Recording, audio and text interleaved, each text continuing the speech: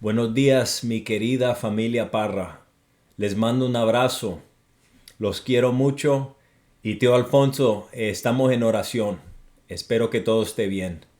Hace tiempo que no hago esto, compartiendo estas enseñanzas, pero especialmente hoy en día con los tiempos en que estamos todos viviendo tan difíciles. Quería seguir compartiendo la palabra de Dios con ustedes. Son mi familia y los amo. Yo sé que muchas de estas cosas que estoy compartiendo, ya ustedes que conocen a Dios y están caminando con el Señor, ya son familiares con esto. Lo que quiero hacer hoy, quiero dar una breve introducción al libro de los Salmos. Después de eso, dar una breve introducción al Salmo 119. Y después vamos a ver 5 versículos del Salmo 119. Otra vez, yo creo que este libro es tan importante, el contexto del libro y las enseñanzas, especialmente en los tiempos en que estamos todos viviendo. Con eso vamos a empezar. Vamos a mirar el libro de las alabanzas, el libro de los Salmos. También es conocido como el libro de las alabanzas en la Biblia hebrea. Cuando uno estudia la iglesia, se da cuenta que la iglesia al principio con los apóstoles usaba el libro de las alabanzas. Mucha iglesia católica, iglesia ortodoxa y también iglesias que son más tradicionales con la liturgia todavía usan el libro de alabanzas en el contexto de la adoración a Dios. Muchas veces lo que ves hoy en día en las iglesias cristianas es algo más contemporáneo. El rey de Israel, David, escribió al menos 73 de los 150 salmos. Hay varios otros escritores, los músicos, los hijos de Corá, Asaf, Salomón, el hijo de David. También tenemos a Moisés, Emán, Ethan y Esdras. Ahora, los salmos son conocidos como el libro más grande de la Biblia y el libro más frecuentemente citado del Viejo Testamento en el Nuevo Testamento por Jesús y sus discípulos. También vemos en los salmos aproximadamente 900 años de historia judía. Cuando viene a la teología o las enseñanzas de los salmos, más de la mitad de los salmos son un lamento de algún tipo. Lo que eso significa es que el escritor estaba pasando por tiempos o momentos muy difíciles. Gracias a Dios por la inclusión de estos salmos, porque esto da gran aplicación para nosotros, especialmente en estos tiempos. Entonces, una de las cosas que aprendemos en la teología de los salmos, aprendemos formas legítimas de expresar nuestras emociones, nuestro dolor, nuestra tristeza y también nuestra ira en el contexto de una relación con Dios. Mira, ustedes saben que Dios entiende nuestras emociones. Dios entiende que somos seres humanos. También los salmos nos enseñan cómo adorar a Dios. En el contexto de la adoración, cómo cantar, cómo bailar, cómo regocijarse, cómo dar gracias, confesar el pecado y hacer peticiones a Dios. El mensaje central es que independientemente de nuestras circunstancias, el modelo de nuestra vida debe ser una vida llena de alabanza a nuestro Señor. Ahora con eso vamos a mirar una breve introducción al salmo específico, 119, Salmo 119. Este es mi salmo favorito y yo creo que podemos aprender mucho sobre Dios y la relación que Dios quiere y desea que tengamos con Él, específicamente por su palabra. El Salmo 119 es el capítulo más grande de toda la Biblia. Es un salmo acróstico, que básicamente significa que está organizado alfabéticamente en 22 secciones de 8 versos. En el idioma hebreo, la manera en que eso funciona es que la primera letra de la primera palabra de cada sección comienza con una letra hebrea diferente y se abre camino a través de todo el alfabeto hebreo, 22 letras. La razón primariamente es para facilitar la habilidad cuando estaban memorizando la palabra de Dios. Acuérdense que los hebreos memorizaban grandes porciones de la Biblia.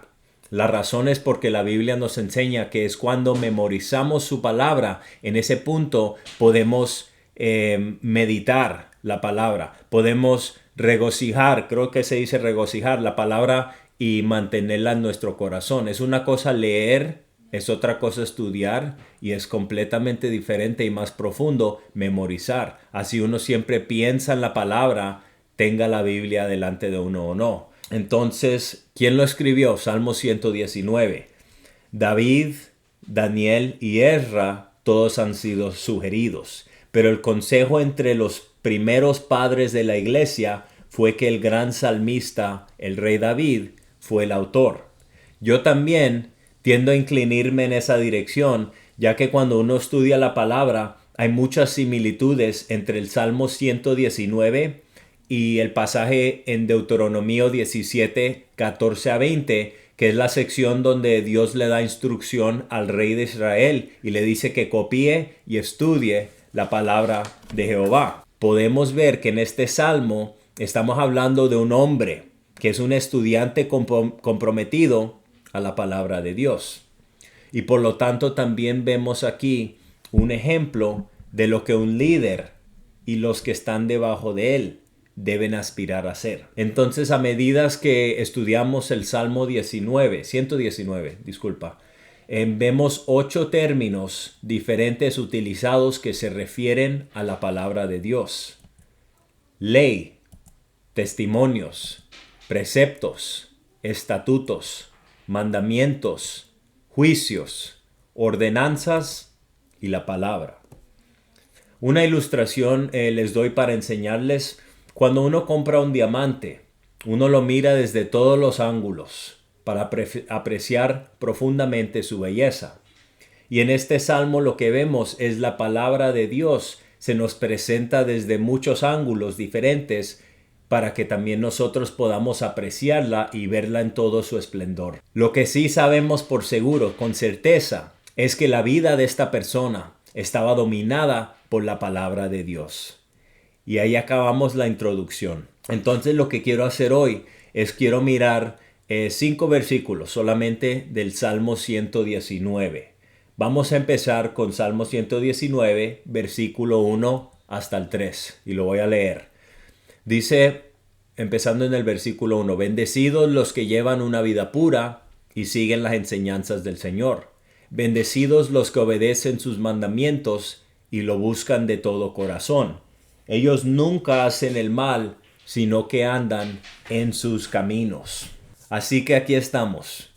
El título que le he dado a este mensaje es El camino a la verdadera felicidad. Noten que en el primer verso y en el segundo verso, la palabra que se usa 2 veces es la palabra bendecidos. La palabra bendecidos básicamente significa feliz. Todos entendemos y sabemos que Dios quiere que nosotros seamos felices. Y también entendemos que Dios nos proporciona instrucciones sobre qué hacer para experimentar la verdadera felicidad. Ahora, cuando dice la palabra aquí, bendecidos los que llevan una vida pura, la idea que nos está enseñando es que vivir una vida pura es una bendición. Ahora, mucha gente cree que vivir una vida sin mancha es aburrida. Y si no hay ninguna impureza en ella, entonces realmente no puede ser divertido. Yo entiendo eso completamente, yo también creía eso. Pero el que camina en obediencia a la palabra de Dios, entiende la verdadera felicidad de vivir y disfrutar de una vida pura. Muchas veces la razón, como creyentes, porque no somos felices en nuestra vida, es porque pecamos. Y la razón principal por la que pecamos tanto es porque no conocemos la Biblia suficientemente bien. Por eso es que la palabra de Dios, la exhortación en la palabra, siempre es que nosotros seamos estudiantes de su palabra. También noten en el versículo 1 donde dice, benditos son los que siguen las enseñanzas del Señor. Aunque la palabra aquí enseñanzas también es la palabra ley, que en el hebreo es la palabra Torah. Y para el creyente hebreo, lo que eso significaba eran los 5 libros, los primeros 5 libros de la Biblia. los creyentes judíos entendían que la verdadera felicidad viene por medio de obediencia a las enseñanzas de Dios. Y de la misma manera nosotros, no siendo hebreos, siendo cristianos, entendemos que somos más felices, bendecidos, cuando caminamos en obediencia a las enseñanzas de Jesús. Otra cosa que quiero enseñarles también, si se fijan en el versículo 2, dice: bendecidos los que obedecen sus mandamientos y lo buscan de todo corazón. Tan importante entender esto. Cuando dice aquí todo corazón, esto incluye nuestros afectos, esto incluye nuestro intelecto y nuestras emociones. Esto está opuesto a la hipocresía o la indiferencia. Ahora, mucha gente busca conocer a Dios intelectualmente. Estudian la Biblia, conocen la teología, la doctrina, memorizan las escrituras, saben cómo defender su fe, ven innumerables horas de sermones y enseñanzas, parecen saber todas las cosas correctas, pero sin embargo no experimentan a menudo la presencia viva y tangible de Dios. Hay otras personas que buscan conocer a Dios emocionalmente y son capaces de encontrar gozo en tiempo de adoración y oración en la iglesia o en la casa, llorando y regocijándose. Pero sin embargo, parece que las tormentas de la vida siguen derribándolos, porque cuando las emociones son negativas, no tienen suficiente conocimiento de la Biblia para mantenerse firme. Y sin embargo, hay quienes ponen su afecto en Dios, su amor, y buscan conocer a Dios intelectualmente y emocionalmente. Y esta es la persona sin división en el corazón, que llega a experimentar la vida abundante que Dios tiene para ellos.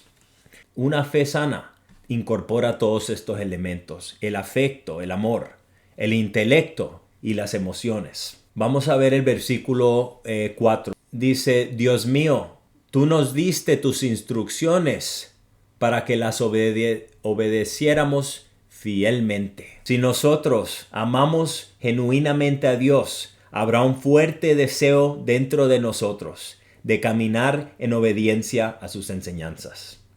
Miren lo que dijo Jesús en Juan 14:23. Jesús dijo esto: si alguien me ama, guardará mi palabra, y mi Padre lo amará, y nosotros iremos a él, y haremos nuestro hogar con él.